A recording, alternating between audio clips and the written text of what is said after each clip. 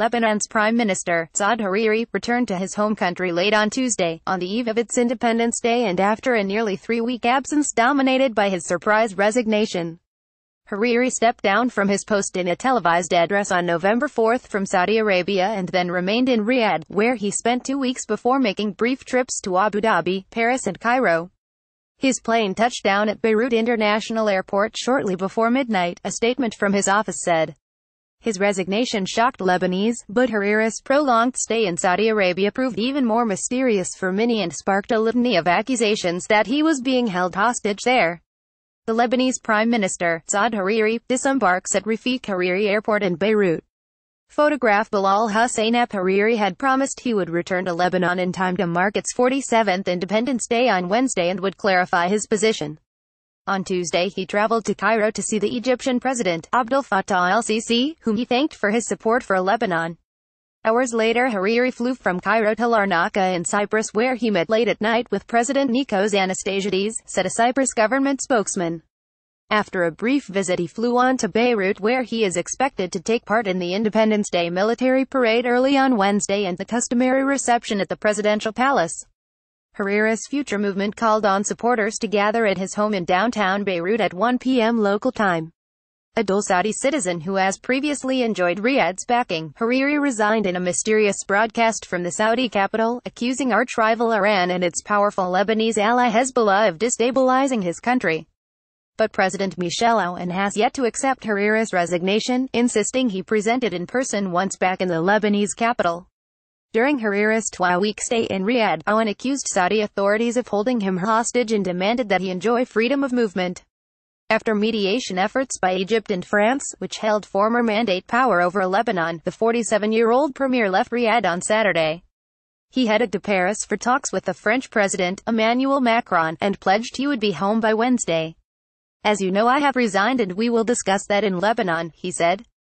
Hariri's resignation from outside the country is unprecedented in Lebanese history. Questions remain over whether the resignation will stand, forcing negotiations on a new government, or if he might withdraw it.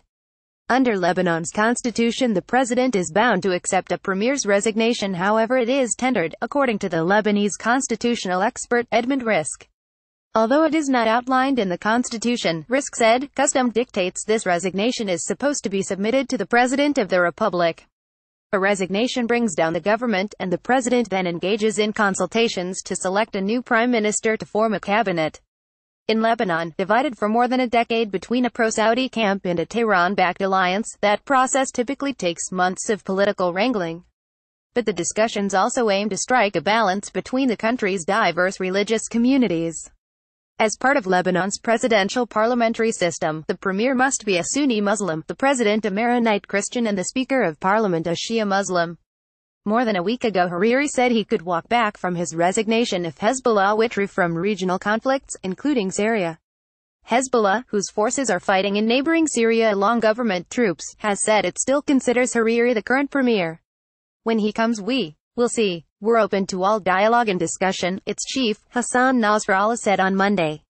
But if Hariri stands firm, Aoun has two options: either rename him premier or choose another prominent Sunni figure to lead a new cabinet. If Hariri's consultations lead to a new government, that would be a way out, said Risk.